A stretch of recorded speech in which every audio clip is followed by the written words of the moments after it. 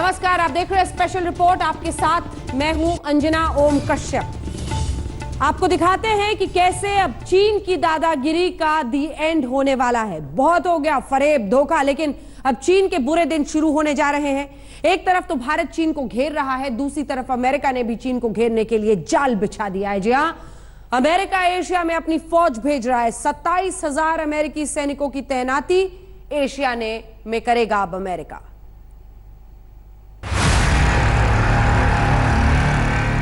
हिंद महासागर, दक्षिण Korea, Japan और फिलीपींस में अमेरिका भेज रहा है अपनी सेना। इन सारी जगहों पर अमेरिका के पहले से ही सैन्य ठिकाने हैं। युद्धपोत से लेकर सबमरीन तक की तैनाती है।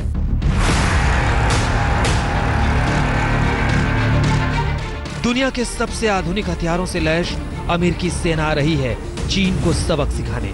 भारत कमजोर नहीं है कि वो अमेरिका को न्योता दे।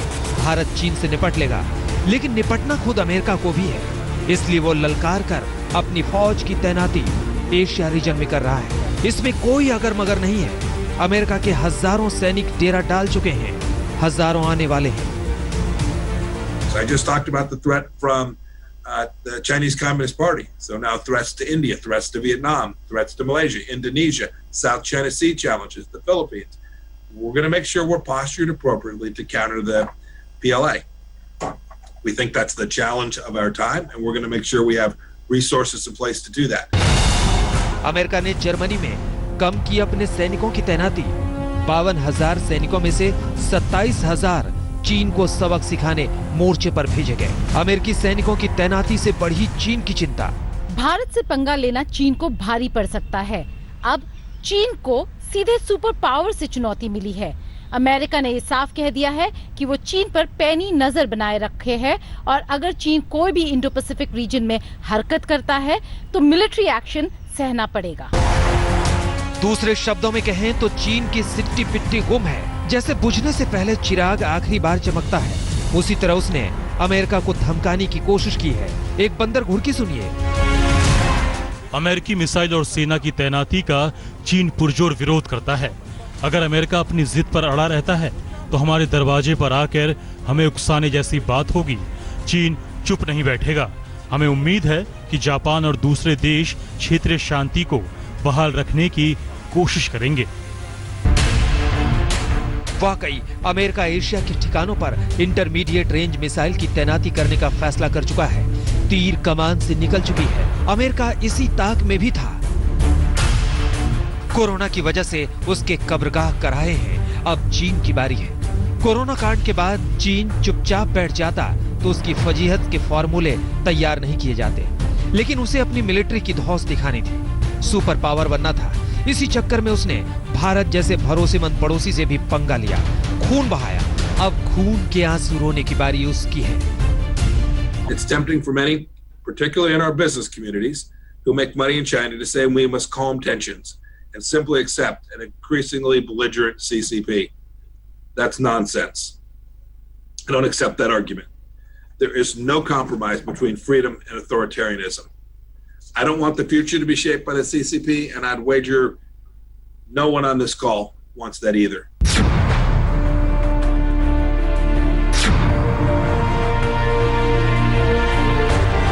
अमेरिका के सेक्रेटरी ऑफ स्टेट ने बिल्कुल दुरुस्त फरमाया।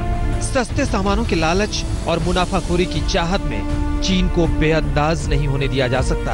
एक तो पिछले 2 दशकों में उसने दुनिया में 5 महामारियां बांटी हैं। दूसरे अपने सारे पड़ोसियों की जमीन हथियाने में लगा है। इस दौरान उसने ताइवान की स्वायत्तता का उल्लंघन करते हुए उसके आसमान में अपने लड़ाकू जेट्स भेजे, वियतनाम को दबोचा, साउथ चाइना सी पर आधिपत्य के लिए बनावटी द्वीप तैयार किए, वहां से होने वाले जापान के कारोबार में अड़ंगा लगाया, और रही सही कसर हांगकांग की आजादी पर कुठाराघात कर किया।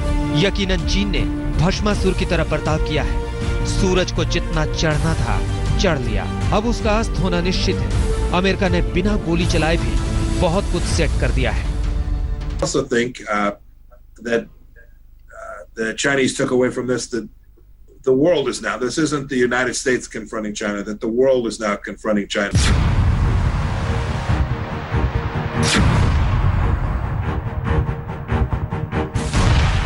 दुनिया चीन के खिलाफ है, ये बात तो तभी जाहिर हो गई थी जब वर्ल्ड हेल्थ ऑर्गेनाइजेशन की सालाना बैठक में 114 देश चीन के खिलाफ जांच का प्रस्ताव लेकर आए थे। लेकिन अभी की बात तो ये है कि चीन के भीतर से भी बगावत की बू आ रही है। वहां के लोग जिनपिंग की नीति और नियत के खिलाफ हो रहे हैं। बागी सुर वाले हर रोज हजारों पोस्ट डिलीट करना पड़ रहा है चीन को।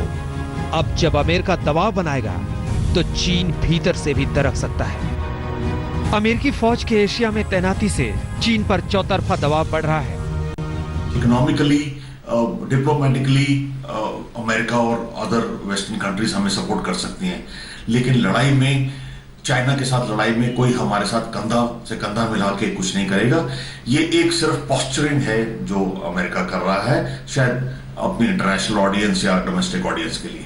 सबसे बड़ी फोकस जो जरूरी है इस टाइम पे वो है रिकॉनेसेंस एंड इंटेलिजेंस गैदरिंग पे। चाइनीज फोर्सेस जो थोड़ी बहुत डेप्थ में है उनको आइडेंटिफाई करना कि वो अपनी करंट लोकेशन जो भी है वहाँ से कितनी आगे जा रही है और किस तरफ, किस डायरेक्शन में कहाँ रीइंफोर्स करने के लिए और कहाँ फोर्स प्रोजेक्शन के लिए प्रोग्रेस कर रही है। दरअसल चीन ने सोचा ही नहीं था कि इतने ही दिनों में परिस्थितियां इतनी बदल जाएंगी। वो मुगालते में था कि उसने दुनिया के 130 देशों को कर्जा खिला रखा है कि कोई कुछ नहीं बोलेगा। जिसे बोलना था वो चढ़कर बोले और अब उनका एक्शन भी बस बोलने ही वाला है। लद्दाख में चीन की बढ़ती हिमाकत के बीच भारत चीन को कड़ा जवाब देने की तैयारी में है। इस बीच चीन की विस्तारवादी नीतियों की वजह से वह दुनिया के सभी बड़े देशों के निशाने पर है। अमेरिका ने भी चीन को सीधी टक्कर देने की तैयारी कर ली है। इस बीच भारत ने भी साफ कर दिया है कि राजनयिक और सामरिक मोर्चे पर भारत चीन को हर हाल में जवाब देगा। गीता मोहन के साथ मंजित नेगी, दिल्ली, आज तक। पैतरेबाजी कोई चीन से सीखे, लेकिन भारत के सामने अब उसकी कोई चाल चलने वाली है नहीं। जैसे ही चीन को यह अंदाजा होता जा रहा है कि भारत अब चुप रहने वाला नहीं है, वो बातचीत पर अब उतर आता है। लेकिन लद्दाख सीमा पर चीन लगातार साजिशें रच रहा है, जिसको सबक सिखाने के लिए भारत ने तैयारियां तेज कर दी हैं।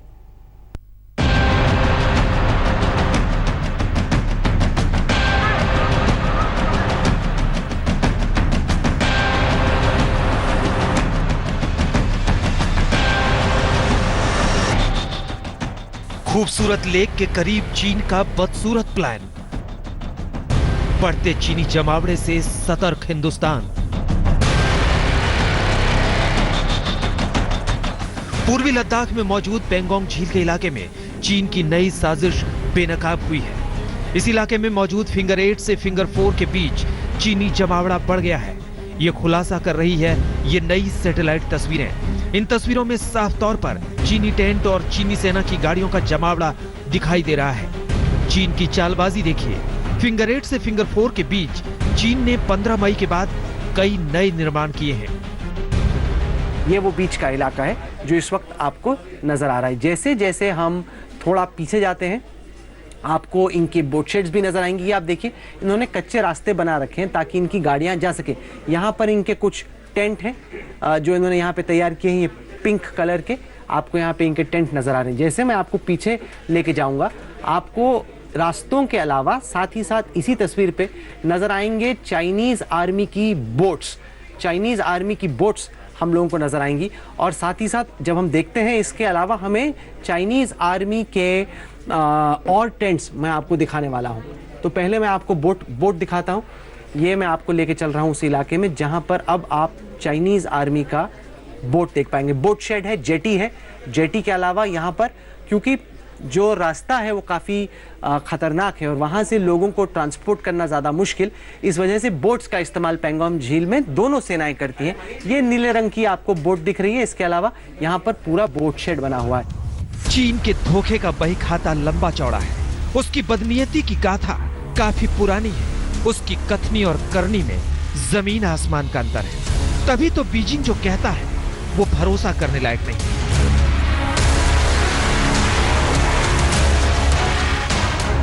कूटनीति की बिसात पर चीन किसी कायदा कानून को नहीं मानता। वो पावर देखता है, नफा नुकसान देखता है, उसी के हिसाब से वो खुद को ढालता रहता है। 22 जून को हुई कमांडर स्तर की बातचीत में चीन ने मान लिया था कि चीनी सेना 5 मई से पूर्व वाली स्थिति में लौट जाएगी। लेकिन हुआ क्या? चीन ने अपनी फितरत नहीं छोड़ी। उसे गलवान वैली में 4 से 6 किलोमीटर पीछे हटना था, लेकिन 4 दिन बीत जाने के बाद भी उसके गिने चुने जवान ही कुछ टेंट और गाड़ियां करीब 1 किलोमीटर पीछे खिसकी। मतलब चीन ने अब तक अपने वादे पर अमल नहीं किया है। 6 जून को जब भारत और चीन के बीच वो पहली बातचीत हुई थी, जो चीन के निमंत्रण पर हुई थी, उसके ठीक 9 दिन बाद गलवान की वो घटना हो गई। इसीलिए भारत इस बार बहुत ध्यान से आगे बढ़ रहा है। भारत ने चीन से साफ कह दिया है कि आप हमें बताइए कि कब तक आपकी सेना जो है वो सारी चीजों को डिसमेंटल करेगी और लाइन ऑफ एक्चुअल कंट्रोल में अपनी तरफ वापस उस जगह पर जाएगी जो 5 मई से पहले की स्थिति कही जा रही है। चीन की तरफ से भले ही बहुत सारे वादे कर दिए जाते हैं, लेकिन भारत उन चीजों पर अव्वल तो यकीन नहीं कर रहा है। दूसरी चीज ये हो रही है कि भारत ने अपनी तैनाती किसी भी तरीके से चीन के किसी भी आश्वासन पर कम नहीं की है, क्योंकि गलवान घाटी को लेकर चीन एक बात करता है और पेंगोंग त्सो में अचानक अपने सैनिकों की तादाद बढ़ा देता है। तो चीन की कथनी और करनी में फर्क को देखते हुए इस बातचीत के नतीजे के सकारात्मक होने के बावजूद भारत कोई भी चांस लेना नहीं चाहता। एक तरफ चीन बातचीत का ढोंग कर रहा है, तो दूसरी ओर वो लद्दाख के दूसरे इलाकों पर भी अपनी गिद्ध नजरें टिकाए हुए है। सूत्रों से मिली जानकारी के मुताबिक चीन की नजर काराकोरम दर्रे पर भी है। साथ ही दौलत बेग ओल्डी और तेपसांग सेक्टर में नया मोर्चा खोलना चाहता है। अब वो भारतीय सेना को पेट्रोलिंग करने से रोकना चाहता है, लेकिन भारत ने भी ठान लिया है कि चीन जो भाषा समझेगा उसी लहजे में समझाया जाएगा। दिल्ली से मनजीत नेगी और लद्दाख से श्वेता सिंह के साथ आज तक ब्यूरो। और अब बात चीन पर छिड़ी सियासत की। जी हां, दिल्ली में चीन की सियासत गांधी परिवार तक अब पहुंच गई है। चीन को लेकर बार बार सवाल उठाने वाली कांग्रेस अब बीजेपी के पलटवार से घिरती चली जा रही है। बीजेपी ने आरोप लगाया है कि राजीव गांधी फाउंडेशन को चीन से चंदा मिला।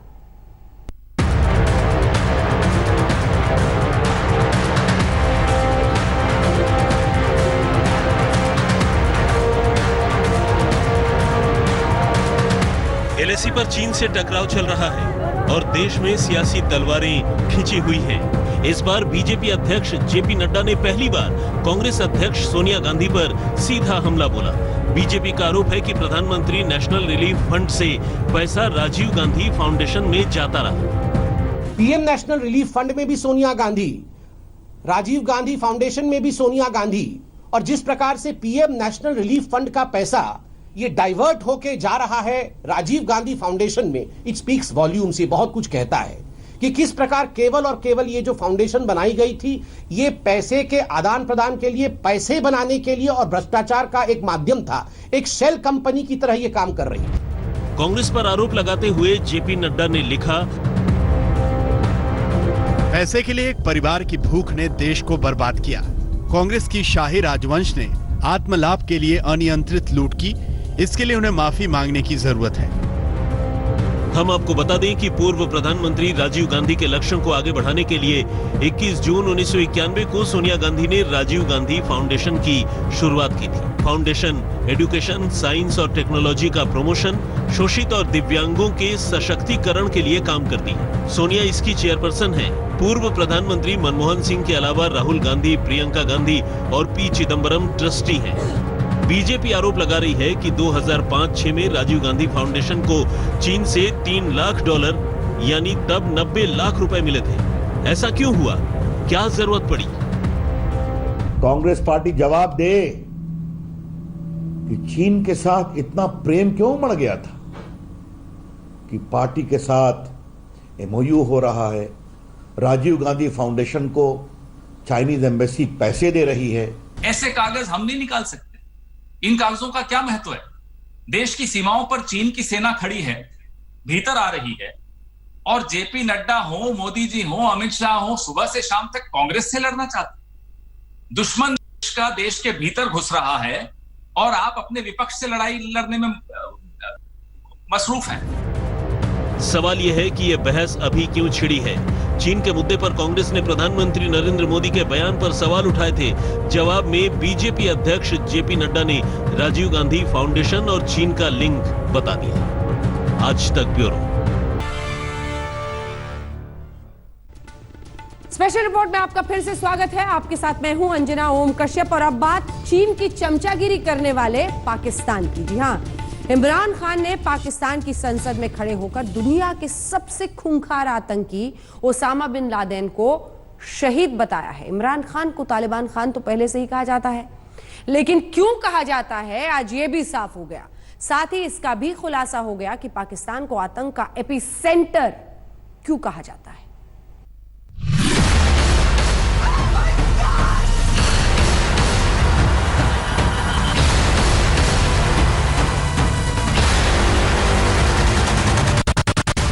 एक हुआ जी उसामा बिन लादेन को उन्होंने अमेरिकन ने आके अब्दाबाद में मार दिया, शहीद कर दिया। अब 9 साल बाद ओसामा बिन लादेन की आत्मा फड़फड़ाती हुई बाहर आई है और सीधे पाकिस्तान के प्रधानमंत्री इमरान खान के अंदर घुस गई। जिस ओसामा बिन लादेन को दुनिया का सबसे खूंखार और घातक आतंकवादी माना जाता रहा, पाकिस्तान के प्रधानमंत्री इमरान खान उसे शहीद कह रहे हैं। एक हुआ जी उसामा बिन लादेन को इन्होंने अमेरिकन ने आके अब्दाबाद में मार दिया, शहीद कर दिया। लेकिन इमरान खान ने ओसामा बिन लादेन को शहीद क्यों कहा? क्या इसके पीछे इमरान खान का कोई मकसद है? क्या इमरान ने ओसामा बिन लादेन को जानबूझकर और सोच समझकर शहीद कहा है? आज हम इसकी पूरी हकीकत आपको दिखाएंगे। आखिर पाकिस्तान इस वक्त सोच क्या रहा है? जी हां, ये वही इमरान खान हैं जो दुनिया के सामने कश्मीर का हवाला देकर भारतीय सेना और प्रधानमंत्री मोदी को अपमानित करने की कोशिश करते हैं, तो दूसरी तरफ तालिबान के साथ गलबहियां करते नजर आते हैं। जब से इमरान ने क्रिकेट छोड़ा था और बतौर राजनेता पाकिस्तान की राजनीति में एंट्री ली थी, तब उस दौर में इमरान आतंकियों के संगठन तालिबान के लिए सॉफ्ट कॉर्नर रखते थे और शायद यही वो वजह रही जिसके चलते उन्हें तालिबान खान कहा जाता था। कहते हैं जुबान पर कभी न कभी सच आ ही जाता है। पाकिस्तान में आतंकियों को पालने पोसने वाले Imran Khan Osama bin Laden के कितने बड़े मुरीद रहे होंगे, ये उन्होंने सारे जमाने के सामने आज जाहिर कर दिया। Imran Khan Osama bin Laden के आतंक से कितने प्रभावित रहे होंगे, ये आज खुलकर सामने आ रहा है। मुझे कभी नहीं भूलता एक वो भी एक हमारे पाकिस्तानियों के लिए बड़े दो शर्मिंदा वाकया जिसमें हम सब बड़े शर्मिंदा हुए। एक हुआ जी उसामा बिन लादेन को इन्होंने अमेरिकन ने आके अब्दाबाद में मार दिया, शहीद कर दिया। उसके बाद अमेरिका के दुश्मन नंबर 1 को वो शहीद कहकर क्या साबित करना चाहते हैं? सबसे पहले आपको बता दें कि 2 मई 2011 को पाकिस्तान के एबटाबाद में अमेरिका ने ऑपरेशन नेपच्यून स्पेयर के तहत ओसामा बिन लादेन को मार गिराया। अमेरिका में हुए 9/11 हमलों का मास्टरमाइंड ओसामा बिन लादेन, वो ओसामा बिन लादेन जिसके आतंक से दुनिया का सबसे पावरफुल मुल्क अमेरिका भी थर्रा उठा। आज इमरान खान ने ओसामा बिन लादेन को पाकिस्तान की संसद में खड़े होकर शहीद कहा, तो इसके पीछे जरूर कोई बात छुपी है। अब इमरान खान का ये बयान सुनिए। आके मार रहा है किसी को। अमेरिका से जिस तरह हमने वॉर ऑन टेरर में उनका साथ दिया और जो जिल्लत उठानी पड़ी मेरे मुल्क को, मैं नहीं समझता कि कभी भी कोई मुल्क एक वॉर ऑन टेरर में साथ दे और उनका साथ दे और वो बुरा भला भी हमें कहें, कामयाब अफगानिस्तान में ना हो तो वो भी पाकिस्तान जिम्मेदार है। अमेरिका के खिलाफ ये इमरान खान की खुली भड़ास है, क्योंकि आतंक को पालने वाले इमरान खान बार बार अमेरिका के सामने जलील होकर लौटे हैं। भारत ने पिछले 5 अगस्त को कश्मीर से धारा 370 का खात्मा किया तो इमरान खान अमेरिका के पास गए, लेकिन वहां से उन्हें अपना उतरा हुआ चेहरा लेकर वापस लौटना पड़ा, क्योंकि अमेरिका भी जानता है कि भारत आतंकवाद के सख्त खिलाफ है और पाकिस्तान आतंक का हेडक्वार्टर है।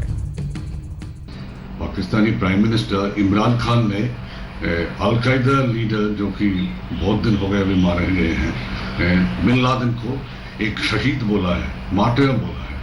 तो इसका क्या मतलब बनता है? मेरे ख्याल में तो सबसे पहला जो इसका मतलब बनता है वो ये है कि पाकिस्तान दुनिया का एपिसेंटर है, सेंट्रल पॉइंट है टेररिज्म का स्प्रेड के लिए। और वैसे भी आजकल पाकिस्तान चीन के तलवे चाटने में लगा हुआ है, क्योंकि भारत चीन की दगाबाजी और धोखेबाजी का करारा जवाब दे रहा है। चीन और अमेरिका के बीच भी तनातनी चल रही है। ऐसे में पाकिस्तान भारत से दुश्मनी निभाते हुए और चीन की वफादारी में अमेरिका को भला बुरा कह रहा है। पाकिस्तान का सीधा सा फंडा है, वो आतंक फैलाए और उसे कोई कुछ ना कहे। हम आपको बता दें कि 24 जून यानी बुधवार को फाइनेंशियल एक्शन टास्क फोर्स यानी FATF ने पाकिस्तान को फिलहाल ग्रे लिस्ट में ही रखा है, क्योंकि पाकिस्तान लश्कर तैयबा और जैश ए मोहम्मद जैसे आतंकी संगठनों को पहुंचने वाली फंडिंग नहीं रोक पाया है। कि इस वक्त हिंदुस्तान पूरी कोशिश कर रहा है पाकिस्तान के अंदर डिस्टेबलाइजेशन की। आज हिंदुस्तान को सबसे ज्यादा ये जो एक एक्सट्रीमिस्ट, एक वो गवर्नमेंट जो कि एक इंतहा पसंद गवर्नमेंट, जो बिल्कुल इस वक्त उनका सिर्फ गोल ये है कि किसी तरह पाकिस्तान को सबक सिखाया जाए और पाकिस्तान को गिराया जाए। ओपनली उनके थिंक टैंक्स के अंदर, ओपन टीवी के ऊपर वो बात करते हैं। वहीं अमेरिका के स्टेट डिपार्टमेंट की कंट्री रिपोर्ट्स ऑन टेररिज्म में साल 2019 में भी कहा गया है कि भारत को निशाना बना रहे लश्कर तैयबा और जैश ए मोहम्मद जैसे संगठनों को पाकिस्तान ने अपनी जमीन से ऑपरेट करने दिया। पाकिस्तान में जैश का सरगना मसूद अजहर और 2008 के मुंबई धमाकों का प्रोजेक्ट मैनेजर साजिद मीर आज भी आजाद घूम रहे हैं। आज तक ब्यूरो। दरअसल पाकिस्तान में कोई आतंक के आकाओं की बिना मर्जी के टिक नहीं सकता। ये बात इमरान खान ने साबित कर दी है। आज दुनिया को यह भी पता चल गया है कि भारत बार बार आतंक के सबूत पाकिस्तान को सौंपता है और पाकिस्तान अपने पालतू आतंकियों पर कार्रवाई क्यों नहीं करता है। दुनिया के सबसे खूंखार आतंकी रहे ओसामा बिन लादेन को शहीद बताकर यकीनन इमरान खान आतंकियों और आतंकी हमलों को खुलकर सपोर्ट कर रहे हैं।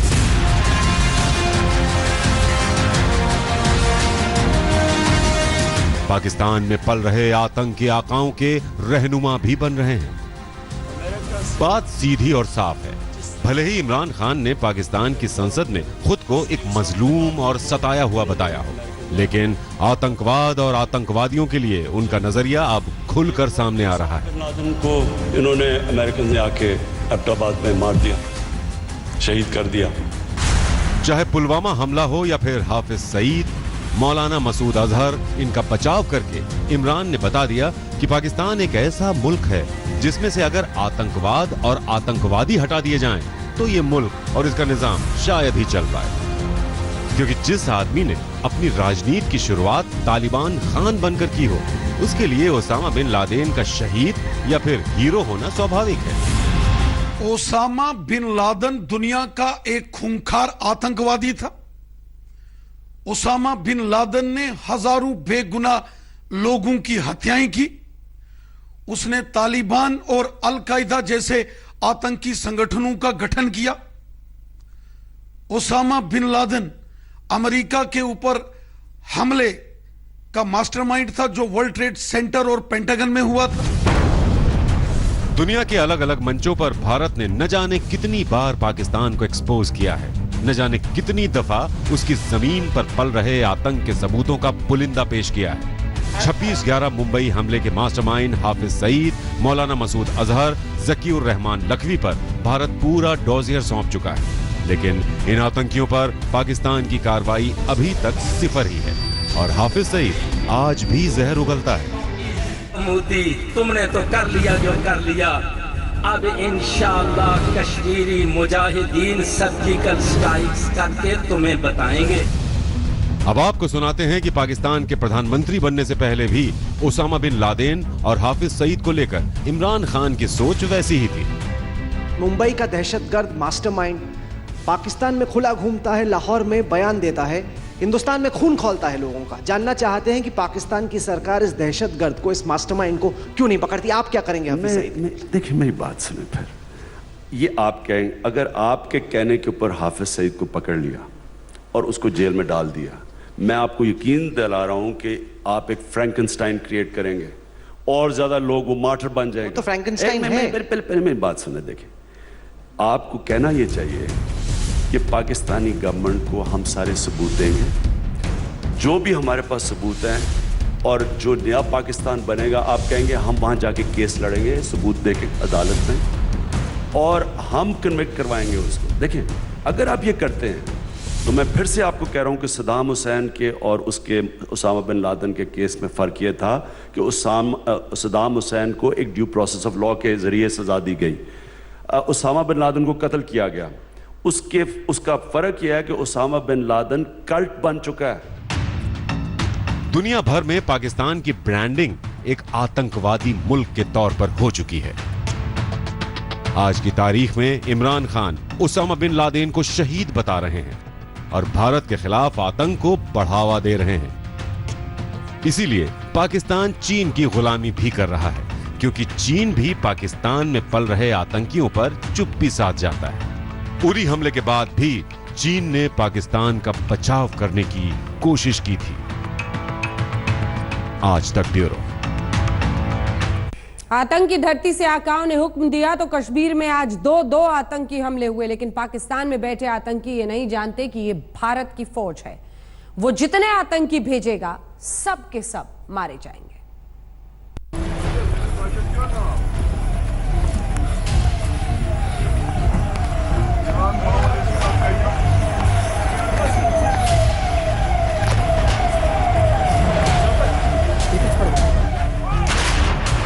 ये है पाकिस्तान प्रायोजित आतंक की सच्चाई, जिसको अब पाकिस्तान के प्रधानमंत्री कबूल भी करने लगे। पाकिस्तान का एक सूत्री एजेंडा है कि आतंकियों को बाहर एक्सपोर्ट करना और आतंकी हमले करवाना। 26 जून को पाकिस्तान के पालतू आतंकियों ने कश्मीर में एक के बाद एक 2 आतंकी हमले किए, लेकिन भारतीय फौज ने भी आतंक को ध्वस्त कर दिया। अनंतनाग के बिजबेहरा में आतंकियों ने सुरक्षा बलों को निशाना बनाया, जबकि जम्मू कश्मीर के त्राल में भारतीय फौज ने 3 नापाक आतंकियों को मौत के घाट उतार दिया।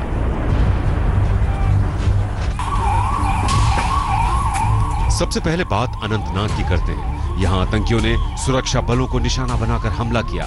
इस हमले में सीआरपीएफ का एक जवान शहीद हो गया, वहीं एक 12 साल के बच्चे की गोली लगने से मौत हो गई।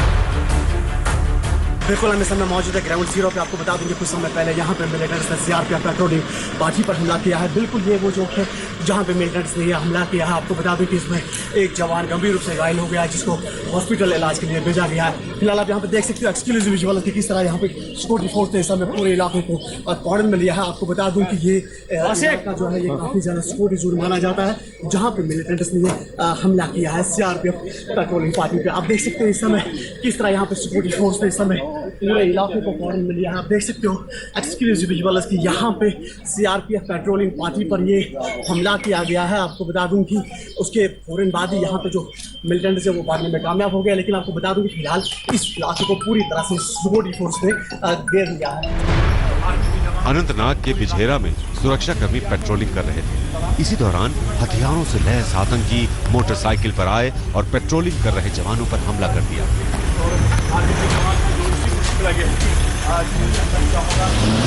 जवाब में सुरक्षा बलों की तरफ से भी गोलियां चलाई गई, लेकिन आतंकी वहां से भागने में कामयाब रहे। इस आतंकी हमले के बाद पूरे अनंतनाग जिले में सर्च ऑपरेशन चलाया जा रहा है। इससे पहले त्राल में हुई मुठभेड़ में सुरक्षा बलों ने 3 आतंकियों को ढेर कर दिया था। ये मुठभेड़ गुरुवार रात से ही चल रही थी। मुठभेड़ में 2 आतंकियों की लाश बरामद की गई है, तीसरे की तलाश की जा रही है। त्राल और इसी के साथ स्पेशल रिपोर्ट में हम रुक रहे हैं ब्रेक के लिए। ब्रेक के उस पार कोरोना की दवाई पर कैसे गिर गए हैं बाबा रामदेव, दिखाएंगे छोटे से ब्रेक के बाद। देखते रहिए स्पेशल रिपोर्ट। नमस्कार, मैं हूं अंजना ओम कश्यप। हमें उम्मीद है ये वीडियो आपको पसंद आया होगा। लेटेस्ट खबरों के लिए यूं ही देखते रहिए आज तक, और इस वीडियो के पसंद आने पर लाइक, शेयर एंड सब्सक्राइब करना ना भूलें।